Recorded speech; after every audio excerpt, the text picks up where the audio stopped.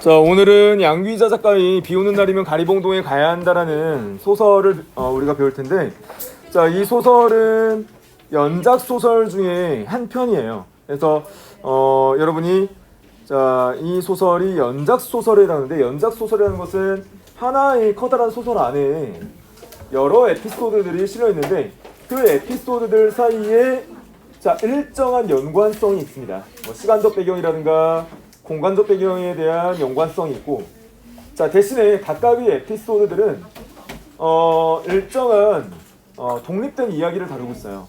그 독립된 이야기를 다루고 있다 보니까 그 각각의 에피소드에 등장하는 등장인물들이 달라지거든요. 그런데 하나의 전체적인 어떤 소설 자체가 작가가 전달하고자 하는 당시 어떤 시대상이라든가 사회상, 그것에 얽힌 당시 어떤 주인공들의 어떤 애환이나 슬픔 또는 사회의 문제점, 이런 어떤 부분들에 대한 공통적인 내용을 전달을 합니다. 그래서 전체적으로는 하나의 이야기인 듯 하지만 하나의 이야기 속에 내포되어 있는 에피소드들이 그런 어떤 연결 사슬로 묶여 있어요. 그래서 여러 에피소드 중에 하나의 에피소드가 바로 비 오는 날이면 가리봉동에 가야 한다라는 이 작품이거든요. 그래서 제목에서 보듯이 비 오는 날이면 가리봉동에 가야만 한다라는 어떤 당위적인 어떤 내용을 담고 있죠. 그래서 그러면 비 오는 날마다 왜 등장인물이 가리봉동에 가야 하느냐에 대해서 우리가 살펴볼 거예요. 가리봉동은 우리 산업화 시대에 노동 집약적 산업이 많이 발달했던 곳이에요, 서울에. 그래서 지금은 구로 디지털 단지역 근처 근방이었던 지역인데, 당시 60~70년대에는 섬유 산업이 발달해서 노동 집약적 산업이 발달했고, 거기에 이제 노동자로 농촌 인구들이 많이 유입이 돼서 근무를 했었습니다. 그래서 그런 어떤 공간적 배경을 바탕으로 한다라고 여러분이 이해를 하시면 되고요.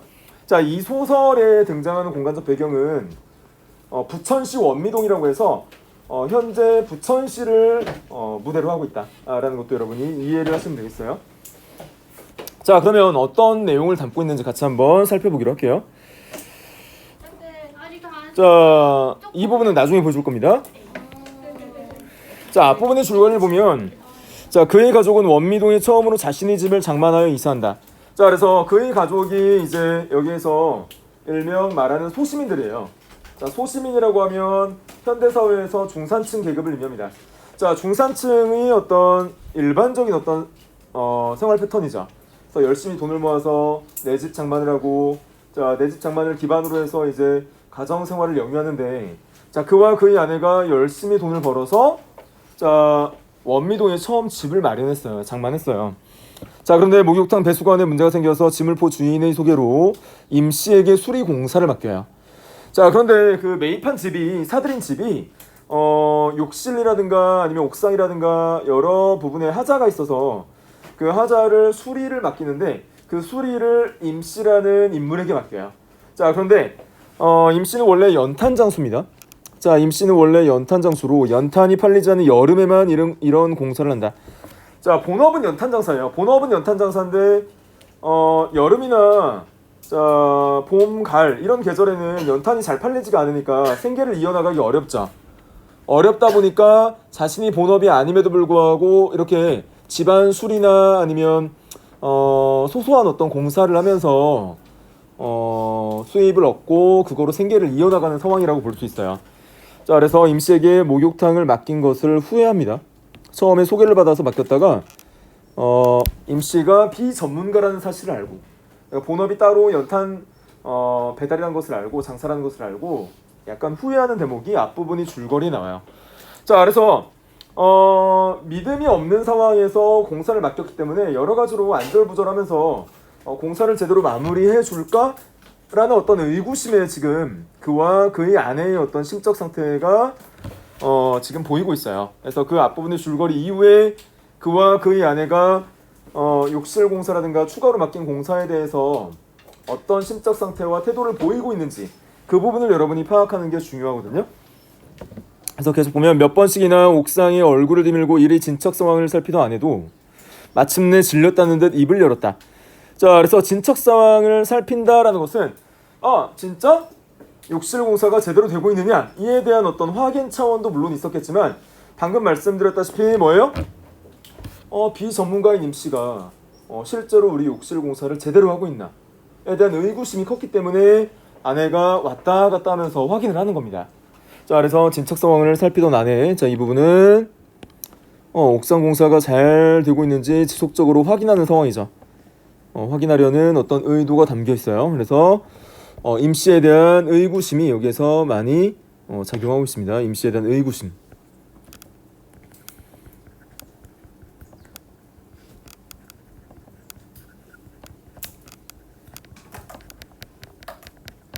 또는 불신감.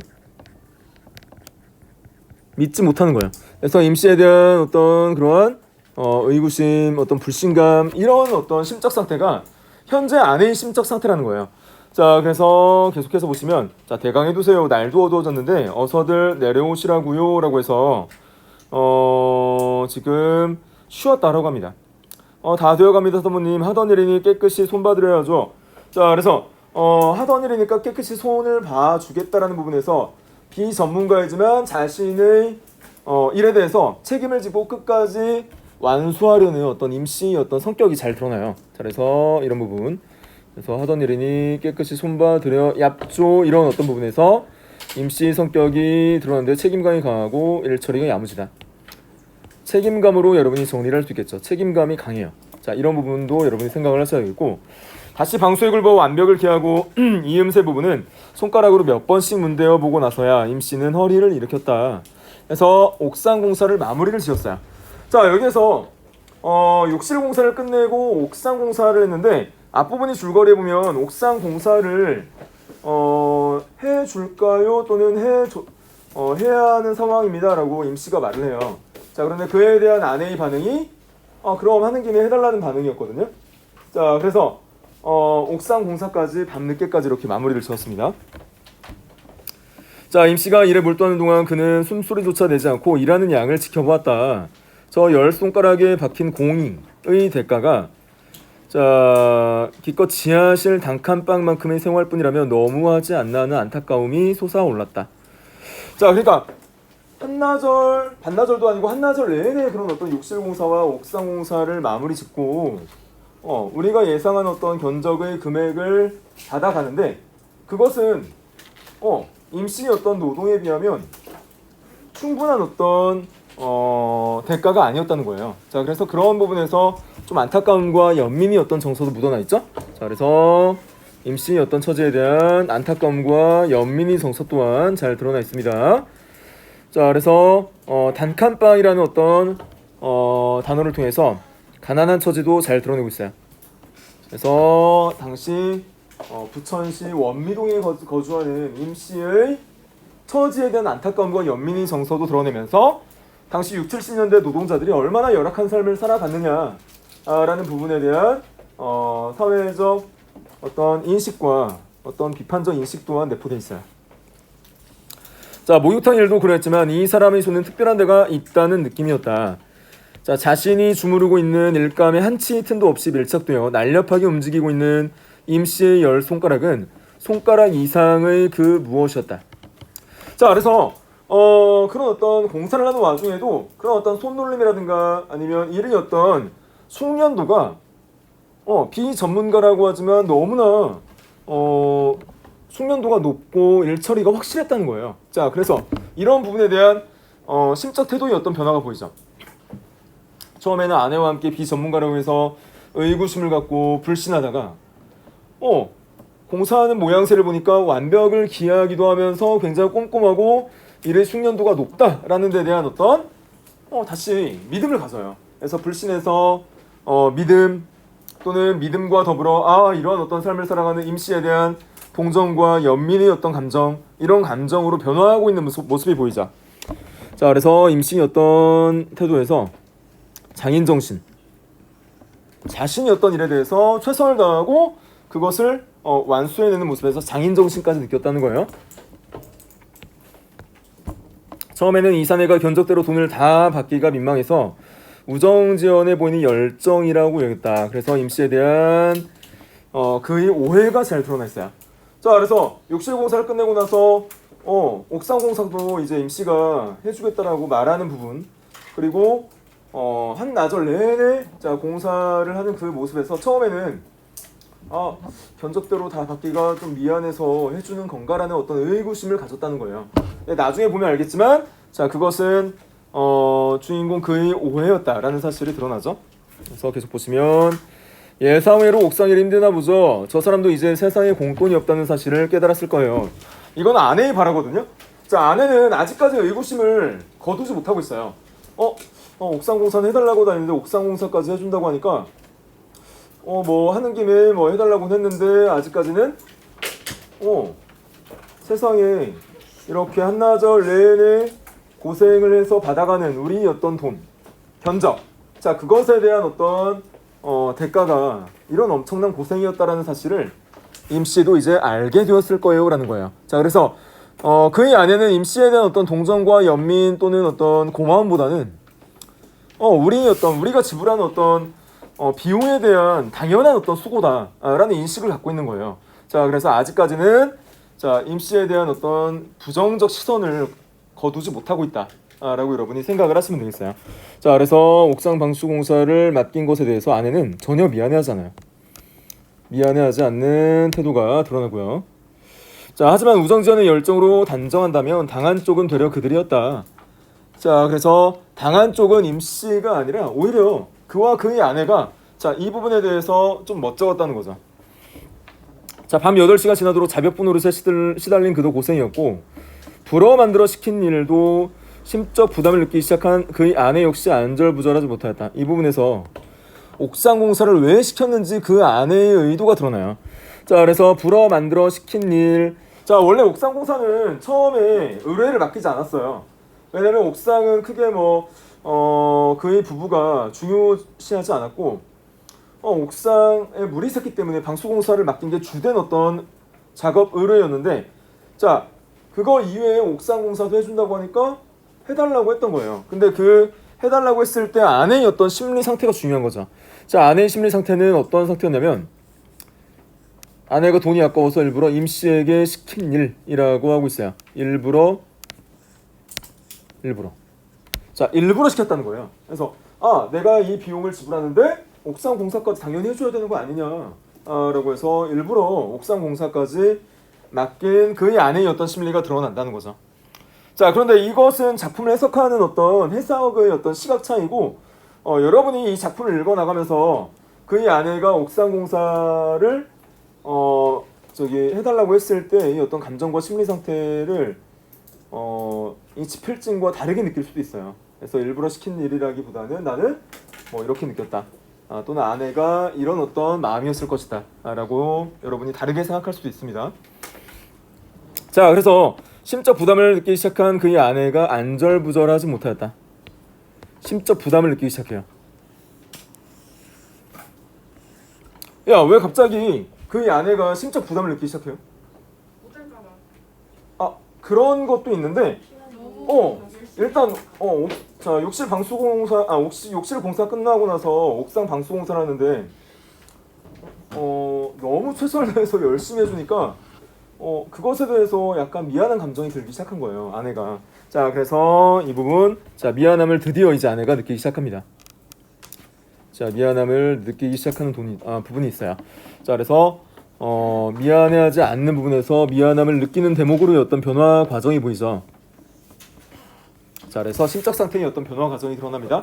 처음에는 우리가 이런 비용을 지불하는데 당연히 해줘야지 라는 그런 어떤 심적 상태였다가 너무 열심히 막 밤늦게까지 하니까 내가 너무 이 사람을 불신하고 오해했나? 라는 어떤 생각으로까지 이어진 거예요. 자 그런 것이 어떤 미안한 감정으로까지 이어진 겁니다.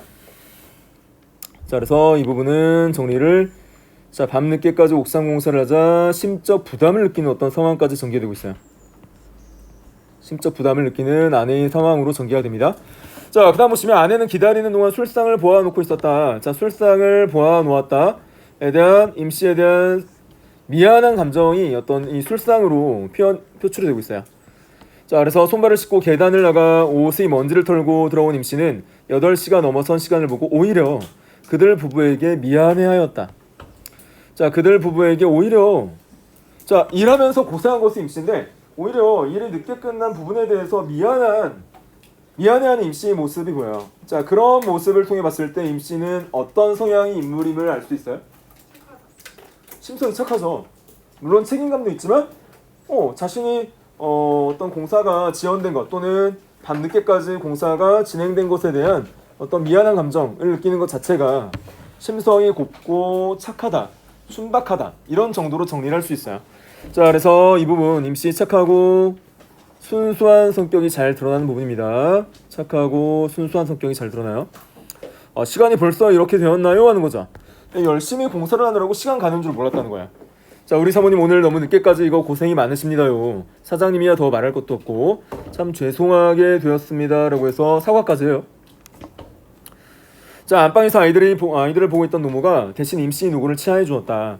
자, 젊은 사람이 일도 엄청 잘하네. 늦으면 내일 하고 쉬었다 하모 좋을 끼고만 일 무섭은 줄 모르는 걸 보니 앞으로 잘 살 끼고 했어요. 그래서 자, 임씨 성실하고 정직한 태도를 자, 할머니 그러니까 그의 어머니가 되겠죠. 자, 노모가 칭찬을 했고요.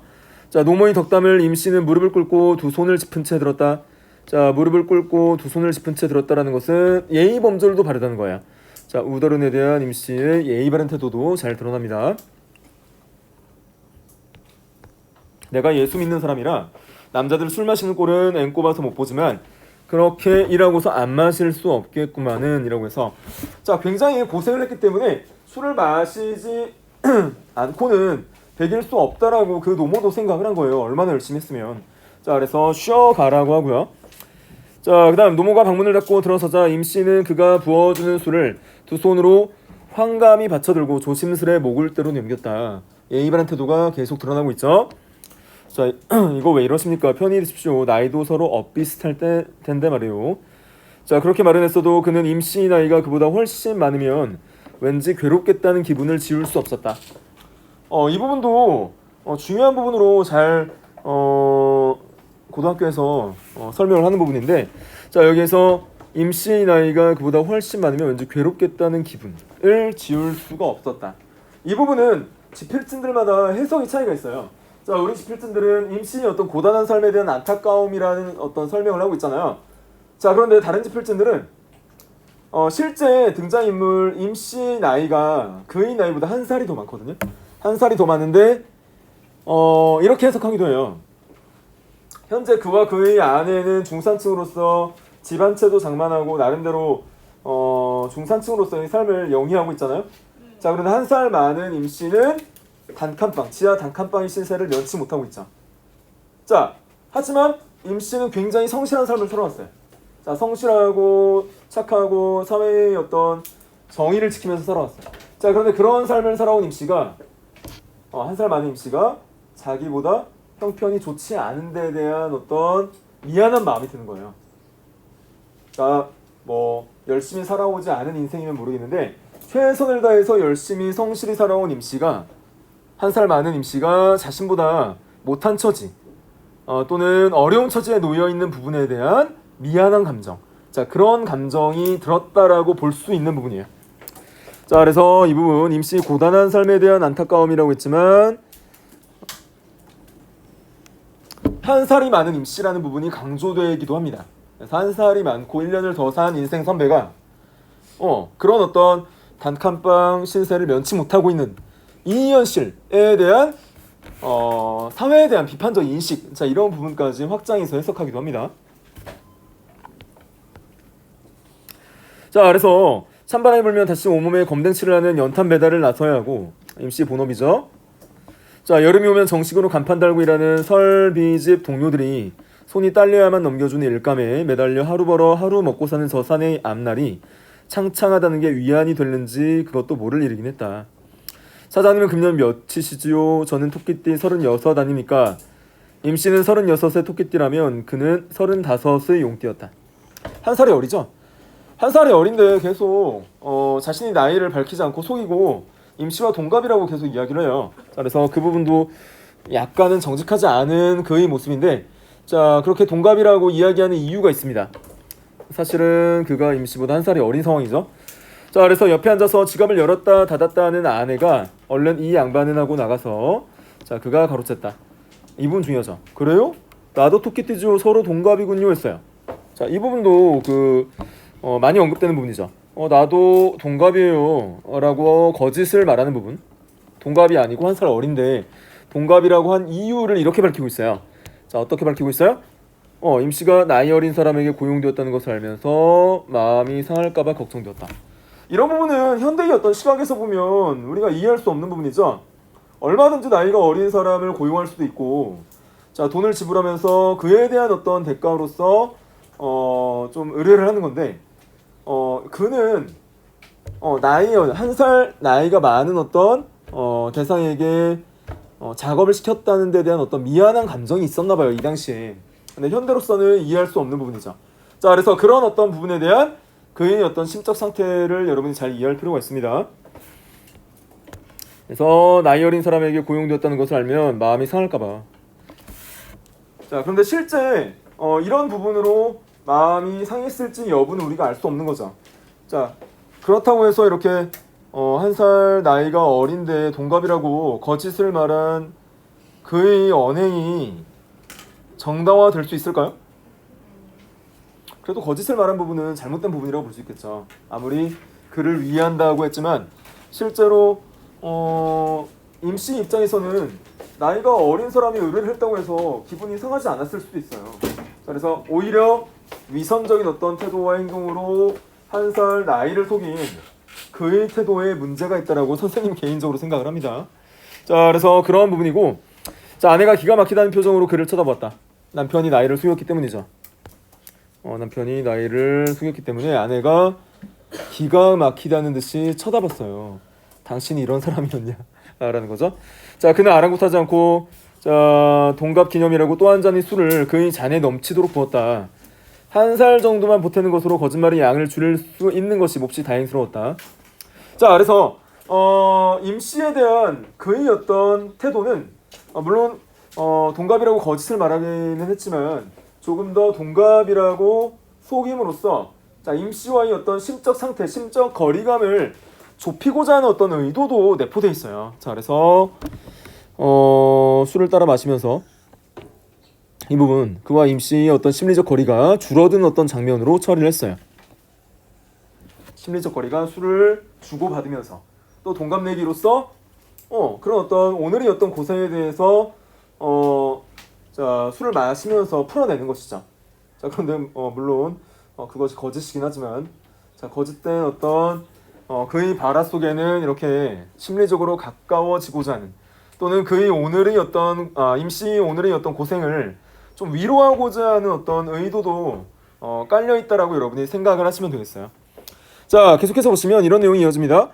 토끼띠 남자들이 원래 팔자가 드센 편 아닙니까요? 여자 토끼띠는 잘 사는데 요상하게 우리 나이 토끼띠 남자들은 신수가 고단터라 이 말입니다. 신수가 고단코 삶을 살아가기가 굉장히 팍팍했다라는 거죠. 여자 토끼띠들은 잘 사는데 남자들이 어렵다라는 것은 남자의 입장에서 그렇게 생각을 한 것이겠죠. 이 당시에 물론 여성들도 그 당시에 나름대로의 고충이 있지 않았을까요? 네. 그렇죠? 자, 그래서 사장님이 용케 따시게 사시니 복이 많으십니다. 저런 그는 속으로 머쓱했다. 머쓱한 이유는 뭐예요?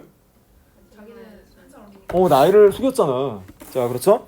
자, 토끼띠가 어쩌고 했었는 게 아무래도 아슬아슬했던지 아니면 준비한 술이 바닥나는 게 보였던지 아내가 단호하게 지갑을 열었다. 지갑을 열었어요. 드디어 이제 오늘의 어떤 공사에 대한 공임, 자, 금액을 이제 지불하려고 하는 상황이에요. 자, 그 다음 이 장면이 또 중요하게 처리가 됩니다. 자, 돈 드려야죠. 그런데 라고 말끝을 흐리고 있어요. 자, 그런데 이 부분이 중요하죠. 자, 그런데라고 하면서 말끝을 흐린 이유에 대해서 자주 물어봅니다. 자, 아내는 기존의 어떤 책정한 또는 예상한 어떤 금액을 지불하면 되는데, 자, 말끝을 흐리면서 돈을 주긴 줘야 되는데 그런데라고 말을 잊지 못하고 있어요. 자, 여기에서 이렇게 말 줄임표로 처리한 이유는 뭘까요? 돈 많이 들까 걱정. 그러니까 아내는 이제 욕실 공사만 의뢰를 했는데 옥상 공사까지 해줬으니까 예상한 견적보다 더 나올까봐 심적으로 두려웠던 거예요. 그래서 임 씨가 더 많은 어떤 견적을 이야기할까봐 조금 걱정되는 어떤 면이 있고, 그리고 조금 예상했던 견적보다 이 아내 입장에서는 조금 돈을 덜 지불하고 싶었던 거예요. 덜 지불하면 나한테 남는 돈이 있잖아. 자, 그런 어떤 심적 상태를 그의 아내가 보여주는데, 그의 아내의 이러한 어떤 심리 상태가 여러분의 입장에서는 정상이라고 생각해요? 비정상이라고 생각해요? 비정상이에요? 원래 정해진 어떤 견적이 있으면 그것을 그대로 지불하는 것이 서로 어떤 암묵적 계약에 의한 정당한 행위이죠. 아니면 여러분은 예를 들어서 공사를 맡겼는데 조금 뭐 나중에 뭐 성인이 돼서 견적을 조금 깎아달라고 할 건가요? 여러분 어떤 입장이에요? 하여간 그의 아내는 현재 정해진 어떤 견적보다 조금 덜 주고 싶은 어떤 심적 상태가 심리 상태를 보여주고 있어요. 자, 그래서 이 부분에 제시가 돼 있죠. 공사비를 깎아주기를 바라는 아내의 모습이 제시가 돼 있어요. 이 아내의 모습에 대해서 그는 굉장히 불안해합니다. 남편은 굉장히 불안해요. 아니 이 여자가 또 나 창피하게 또 견적을 깎으려고 시도하는구만. 이런 어떤 심적 상태를 그가 보여주고 있어요. 자, 그래서 아내는 뒷말을 못 잇고 그의 얼굴을 말끄러미 올려보았다라고 했어요. 남편을 바라본 이유는 뭐예요? 돈을 지불하기 전에 남편을 살짝 봤어. 남편을 살짝 본 이유는 뭐예요? 해도 되나? 이거 그냥 돈 줘요 이런 말이죠. 아니면 깎을까요? 돈을 견적대로 줄까요? 이런 어떤 무언의 어떤 대화가 오고 가고 있어요. 그래서 자, 그는 술잔을 들어 올리며 짐짓 아내를 못 본 척했다. 뭐 아내를 못 본 척했어요. 왜 못 본 척했어요? 그냥 주래. 무안하고 창피하니까 아니 고생을 밤늦게까지 했는데 더 견적을 깎으려고 하는 아내의 심리를 그는 당연히 알고 있죠. 자, 그래서 그런 어떤 상황에서 굉장히 이 상황이 좀 불안하기도 하고 좀 창피하기도 하고 임 씨에게 미안하기도 하는 복합적 감정이 실려 있습니다. 역시 여자는 할 수 없어. 자, 이 부분은 그의 어떤 심적 상태인데 생각인데 이 부분은 조금 그의 어떤 심리 상태가 여성 편향적 어떤 발언이라고 볼 수 있겠죠.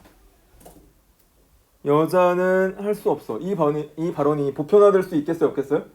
모든 여자들이 어떤 견적에 대해서 자신의 이익을 취하기 위해서 막 깎으려고 시도를 남성보다 더 많이 해요? 그거를 일반화하고 보편화할 수 있어요?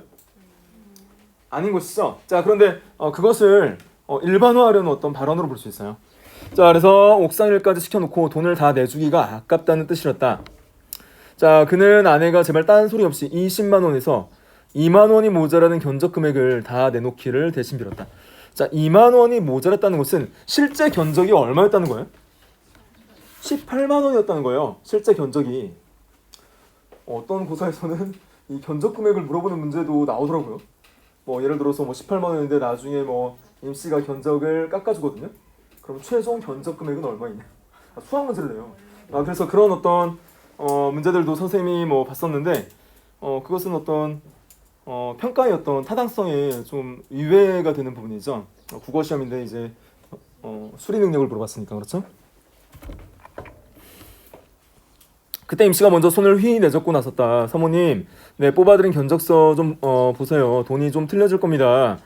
자, 아내가 손에 쥐고 있던 견적서를 내밀었다. 인쇄된 정식 견적 용지가 아닌 분호 밑그림이 아른아른 내비치는 유치한 편지지를 사용한 그것을 임 씨가 한참씩이나 들여다보았다. 그와 그의 아내는 임 씨의 입에서 나올 말에 주목해서 잠깐 긴장하였다. 자, 술을 마셨더니 눈으로는 계산이 잘 안 되네요. 임 씨는 분홍 편지를 위에 엎드려 아라비아 숫자를 더하고 빼고 또는 줄을 긋고 하였다. 자, 그러니까 처음 견적서에서 조금씩 견적이 달라졌다라고 하면서 견적서를 수정하고 있는 임 씨의 모습인데 아내는 긴장하는 거죠. 혹시 옥상 공사 견적까지 포함해서 견적이 더 늘어나나 이런 어떤 또 걱정을 하는 거예요. 자, 그래서 다시 계산하는 장면이고 그는 빈 술병을 흔들어 겨우 빈 잔을 채우고 서둘러 빈 잔을 비웠다. 임씨 머릿속에서 굴러다니고 있을 숫자들의 잔뜩 애를 태우고 있는 스스로가 정말이지 역겨웠다. 이 부분이죠. 자, 숫자들의 잔뜩 애를 태우고 있는 스스로가 역겨웠다. 이 부분은 임씨가 높은 금액을 청구할까봐 걱정하는 자신의 모습에 실망하는 장면이죠. 그래서 옥상공사의 비용을 혹시 추가하나 이런 어떤 걱정을 그의 아내뿐만 아니라 솔직히 말하면 그도 했다는 거예요. 그런 어떤 자신에 대한 어떤 강한 실망감을 느꼈다는 거죠. 자기 자신도 모르게 그런 걱정을 하고 있는 자기 자신이 실망스러웠다라는 거예요. 실망했어요. 스스로에게. 이런 장면이 제시가 됐고요. 됐습니다. 사장님 이제 말입니다. 처음엔 파이프가 어디서 새는지 모르니 전체를 뜯을 작정으로 견적을 뽑았지요. 아까도 말씀드렸지만 이 일이 썩 간단하게 되었단 말입니다. 자, 그래서 노임에서 4만 원이 빠지고 4만 원이 빠지고 시멘트도 이게 다 안 들었고 모래도 그렇고 쓰레기 실 용달차도 빠지게 되죠. 자, 방수액도 타일 반도 못 썼으니 요게 또 빠지고 해서 견적이 늘어나는 것이 아니라 견적이 줄어들고 있는 상황이에요. 자, 그래서 그런 상황 속에서 그와 그의 아내의 심적 상태인 변화가 또 중요합니다. 자, 처음에는 임씨에 대한 불신감 또는 불안함, 의구심 이런 심적 상태에서 그 다음에 너무 열심히 해주니까 미안한 감정을 또 느끼죠. 자, 동정과 연민 안타까운 감정도 느꼈어요. 자, 그런 부분에서 또다시 견적을 깎아주는 이 대목에서 어떤 심적 상태를 보여주나 보세요. 자, 임씨가 볼펜심으로 쿡쿡 찔러가며 조목조목 남는 것들을 설명해갔지만 그의 귀에는 제대로 들리지 않았다. 자, 예상과 달랐다는 거죠. 뭐가 단단히 잘못되었다는 기분, 이게 아닌데 하는 어떤 그런 기분.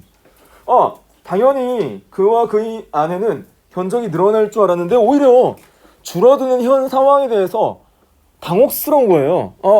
자, 우리 예상과 다르네라는 거죠. 자신과 예상이 다른 임씨 말에 망연해지고 임씨의 정직함에 당혹감을 느끼죠. 자, 그렇게 해서 모두 7만 원이면 되겠습니다. 아까 견적이 얼마였죠? 20만 원 누구냐? 20만 원에서 2만 원이 빠진 게 정식 견적이었잖아요. 그럼 18만 원에서 7만 원으로 견적이 줄었으면 얼마를 빼준 거예요? 11만 원을 빼준 거죠? 11만 원을 말하게 돼서 참 다행입니다. 또 다른 금액을 말할까봐. 자, 그래서 7만 원으로 처음에 18에서 7만 원으로 11만 원, 거의 뭐 절반 이상이 빠진 거죠. 그렇죠? 자, 그런 상황에서 굉장히 당혹스러울 수밖에 없어요. 그래서 7만 원이 상황이다. 선호하던 임씨가 분홍 편지지를 아내에게 내밀었다. 놀란 것은 그보다 아내 쪽이 더 심했죠. 아내는 걱정했잖아. 드려야 되긴 하는데라 하면서 말끝을 끓이면서 좀 깎아달라고 할 상황이었는데 너무 많은 금액을 빼주니까 오히려 아내가 당혹스러우면서도 미안한 감정을 느끼는 거예요. 자, 예상보다 훨씬 적은 금액이었기 때문이죠. 자, 그녀는 분명 7만 원이라는 소리가 믿기지 않는 모양이었다. 7만 원요? 그럼 옥상은요? 했어요. 자, 옥상에 들어간 재료비도 여기에 다 들어있습니다. 그거야 뭐 몇 푼 되나요? 그럼 우리가 너무 미안해서. 자, 너무 미안하다. 미안함이 어떤 감정이 주된 감정이에요. 그래서 임씨가 한 일에 비해서 7만 원은 너무 적다고 스스로도 의뢰를 한 입장에서도 너무 적다고 생각하는 거죠. 자, 그래서 아내가 지금 어떤 태도를 보이나 봐요. 자, 아내는 이번에는 호소하는 눈빛으로 7만 원 너무 적은 거 아니냐. 아내가 너무 미안한 거죠. 그를 쳐다봤다. 할 수 없이 그가 끼어들었다. 계산을 다시 해봐요. 처음에는 18만 원이라고 했지 않소. 자, 이거 돈을 더 내시겠다 이 말씀입니까? 에이, 사장님도 제가 어디 공의를 해줬나요? 조목조목 다 계산해 넣었습니다. 옥상이란 품값은 지가 서비스로다가 옥상 공사는 견적에 넣지 않았다는 거예요. 그래서 이 부분에 대한 또 임씨 발화에 그와 그의 아내는 굉장히 또 미안한 감정을 느끼는 거죠. 그래서 이 부분에서 임씨의 넉넉한 어떤 성품도 우리가 엿볼 수 있습니다. 서비스. 자, 그는 아연에서 임씨 말을 되받았다. 그럼요, 저도 서비스할 때는 서비스 하죠. 자, 그는 입을 다물어 버렸다. 뭐라 대꾸할 말이 없었다. 그래서 임씨의 어떤 정직한 태도로 인해서 속물이었던 그와 그의 아내가 당혹스러워하면서 반성을 하게 되는 거죠. 그래서 정직한 태도로 해서 속물이었던 그의 말문이 막히는 상황. 자, 토끼 떼이면서 사장님이 왜 잘 싸는가 했더니 역시 그렇구만요. 다른 집에서는 노임 한 푼이라도 더 깎아보려고 온갖 트집을 다 잡는데 말입니다. 제가요 이 무식한 노가다가 한 말씀 드리자면 앞으로 이 세상 사시려면 그렇게 마음이 물러서는 안 됩니다요 했어요. 이 부분은 지금 가난하고 어려운 형편에 놓여있는 임씨가 중산층인 그에게 하기에는 좀 어색한 어떤 발화예요. 자, 그래서 이 부분에서 우리가 뭘 볼 수 있냐면 정직한 사람이 이해타산적인 부부에게 충고하는 상황이죠. 그래서 이 부분이 임씨의 어떤 순진한 면모가 보이는 부분이에요. 이해타산적인 부부에게 충고를 하는데 충고할 상황은 아니죠. 형편상으로 볼 때. 그래서 이 부분은 임씨의 어떤 순박한 어떤 면모가 부각되는 상황입니다.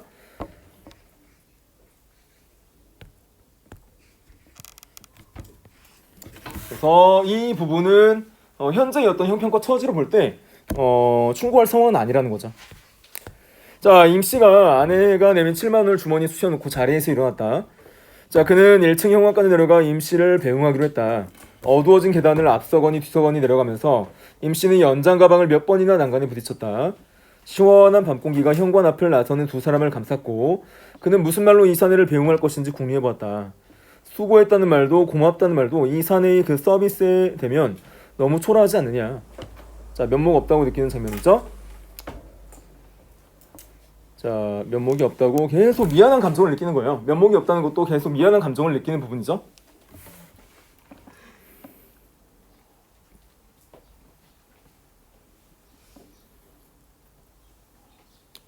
우리가 진도가 느려서 미안하지만 10분 더 할게요. 자, 계속해서 보면 자, 사장님요 기분도 그렇지 않은데 제가 맥주 한 잔 살게요 라고 했어요. 자, 그래서 이 부분은 동갑이라는 어떤 그에게 친근감을 느꼈기 때문인데 실제 동갑이 아니고 임씨가 한 살이 더 많다고 했죠. 자, 그래서 친근감 거리를 좁히는 데 성공을 한 거예요. 아까 자, 그와 임씨와의 사이 어떤 거리감을 좁히려고 그가 일부러 나이를 한 살 올려서 동갑이라고 했잖아요. 자, 그래서 그 부분에 대한 어떤 시도가 결과적으로는 성공이었다라고 볼 수 있는 거죠. 자, 그래서 임씨는 백열교로 밝혀놓은 형제 슈퍼의 노천 의자를 가리고 있었다. 맥주는 내가 사죠. 아니요, 제가 삽니다. 좋소, 누가 사든 가봅시다. 그들은 형제 슈퍼의 김반장에게 맥주 3병을 시켰다.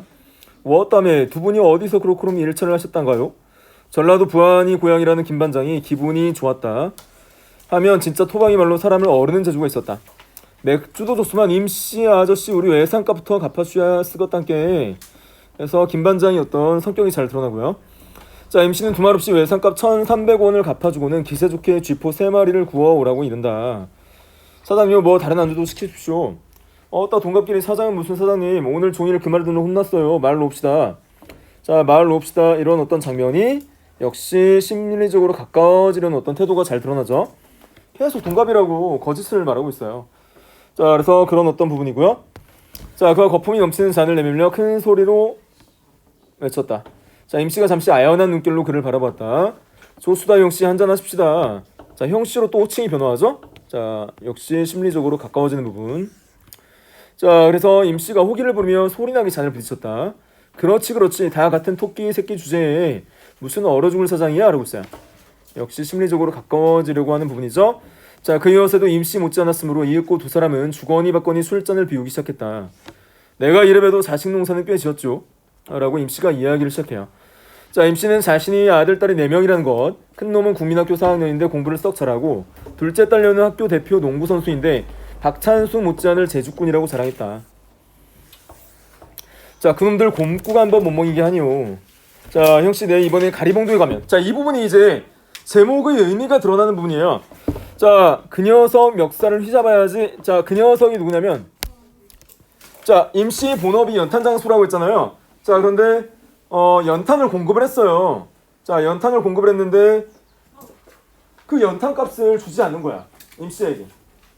자, 그래서 연탄값을 지불할 능력이 안 돼서 못 주고 있다라고 계속 거짓말을 해요.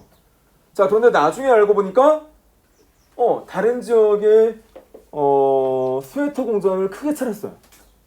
자, 공장주가 된 거야. 자, 근데 공장주가 된 어떤 입장에서 충분히 연탄값을 지불할 능력이 됐을 텐데 일부러 연탄값을 지불하지 않은 그 사장의 행태가 드러나는 부분이에요. 그래서 그 녀석은 이제 여기에서 선생님이 설명한 부분이죠. 연탄값을 떼먹고 도망간 스웨터 공장 사장이에요. 굉장히 악질이죠. 자, 그래서 스웨터 공장 사장으로 대변되는 당시 어떤 상류층 또는 중산층 이상이었던 공장주, 사용자로 대변되는 자 그런 어떤 계층이 오히려 못 사는 또는 굉장히 경제적으로 어려운 하층민들에게 더욱더 제대로 된 어떤 정의를 보여주지 못하고 악질이었다라는 거죠.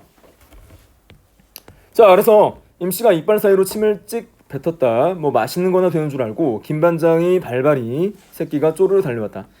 가리봉동에 가면 곰국이 나와요 했어요. 자, 그래서 가리봉동은 여기 스웨터 공장이 있는 거죠. 스웨터 공장 사장이 도망가서 더 큰 공장을 차린 곳이에요. 자, 임씨가 따라주는 잔을 받으면서 그는 온몸을 휘감는 술 기운에 문득 머리를 내둘렀다. 아까부터 비 오는 날에는 가리봉동에 간다는 임씨의 말이 술 기운과 함께 떠올랐다. 자, 그래서 왜 비 오는 날에 가냐 했더니 자, 임씨가 비 오는 날에는 자, 부업인 공사를 하지 않았기 때문이에요. 자, 공사를 하지 않았기 때문에 일감이 없는 비 오는 날에 자, 그 연탄 값을 내라고 독촉을 하러 가는 겁니다. 자, 그런데 갈 때마다 주지 않죠. 자, 그래서 곰국만 나오나 큰놈 자전거도 나오고 자, 우리 농구 선수 운동화도 나오죠. 마누라 빠마값도 쑥 빠지죠. 자그만치 80만 원이라고 있어요. 떼인 연탄값. 떼인 연탄값이 여기서 80만 원이에요. 자, 그래서 이 80만 원이면 당시 1960, 70년대 산업화 시대의 돈이면 이 정도의 돈이면 굉장히 큰 돈이에요. 굉장히 큰 돈을 떼인 거예요. 자, 그래서 제기랄 쇠타 공장 하던 놈한테 1년 내내 연탄을 대줬더니 이놈이 연탄값 떼먹어 놓고 야반도주 했대요. 야반도주. 밤에 몰래 도망갔다는 거예요. 자, 그래서 결국은 사용주 상류층으로 대변되는 이러한 스웨터 사장이 그런 어떤 양심적, 비양심적인 어떤 태도를 보여준다는 거예요. 자, 그래서 공장이 망했다고 엄살을 까길래 내 마음인들 좋았겠소. 근데 역시 그놈이 가리봉동에 가서 더 크게 공장을 차렸지 뭡니까? 이면적인, 이중적인 어떤 모습을 보여줬다는 거죠. 더 크게 공장을 차렸지 뭡니까? 하면서 자, 이 부분에서 비판하고자 하는 부분은 이기적이고 탐욕적인 자본가의 모습, 사용주, 고용주의 어떤 모습을 보여주고 있어요. 자, 뭐하다고 이기적이고 탐욕적이야.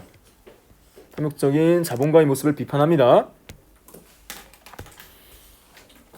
내 노가들 출신이 다양해서 그런 소식을 제꺼덕 들어오지 뭐. 그럼 받아야지 안 받아야 하고 말고 그는 딸꾹질을 시작했다. 임씨에게 술을 붓는 손도 정처없이 흔들렸다. 그에 비하면 임씨의 기세 좋은 입만큼은 아직 든든하다. 누군 받기 싫어서 못 받죠. 줘야 받지 형씨. 돈 있는 놈도 죄다 도둑놈이요. 쫓아가면 지가 먼저 울상인데 여공들 노임도 밀렸다. 부도가 나서 그거 메우느라 마누라 목걸이까지 팔았다고 하는 지가 먼저 성과를 내라고 해서 자, 그 80만 원 연탄값 지불할 능력이 충분한데도 불구하고 고의로 의도적으로 지불하지 않는 스웨터 사장의 전형적인 어떤 악질 고용주의 어떤 모습을 보여주고 있어요. 그래서 모렴치하고 이기적인 스웨터 공장 사장의 모습을 드러냅니다. 죽일 놈. 자, 그는 스웨터 공장 사장을 눈앞에 그려본다. 반질반질한 상판에 배는 툭 붉어져 나왔겠지 라고 해서 외양 묘사를 통해서 당시 사용주 고용주의였던 이기적이고 탐욕적인 모습을 묘사하고 있는 장면이에요. 외양을 통해서 드러내고 있습니다. 뻔뻔하고 탐욕적인 인물. 자, 그게 작년일인데 혹시 올 여름에 비가 오죽 많았어. 자, 비만 오면 가리봉동에 갔지요. 자, 떼인 돈을 받기 위해서. 자, 비만 오면 갔단 말이요 라고 했어요.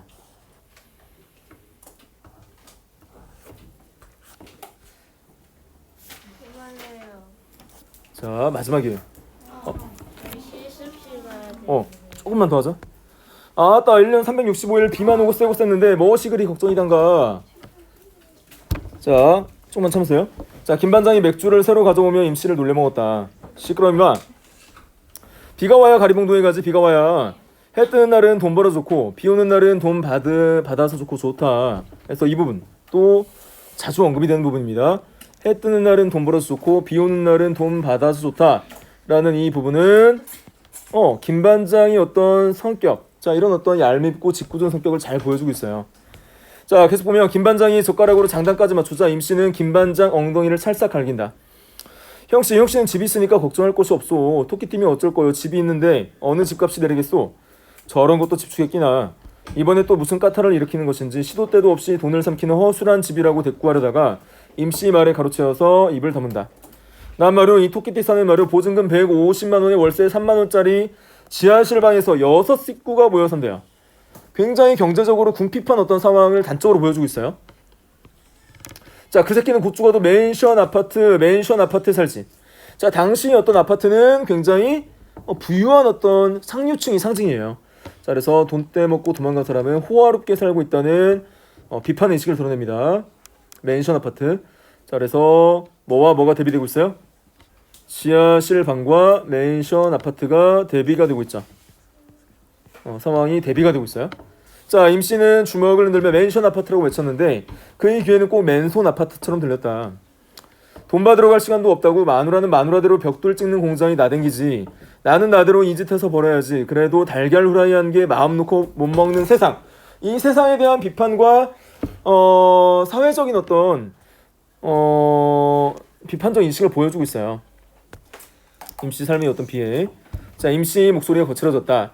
술이 너무 과하지 않나 해서 그는 선뜻 임씨에게 잔을 돌리지 못하고 있었다. 그래서 전체적으로 이 소설은 1960, 70년대 산업화 근대화 시대에 노동자들의 어떤 비참한 삶의 모습을 그림과 동시에 자, 사용자 고용주로 대변되는 비양심적인 어떤 스웨터 공장 사장으로 대변되는 그들의 어떤 삶도 우회적으로 비판하고 있다 라고 여러분이 볼 수 있어요. 자, 그래서 그렇게 여러분이 정리를 하면서 공부를 하면 되겠습니다. 수고했어요.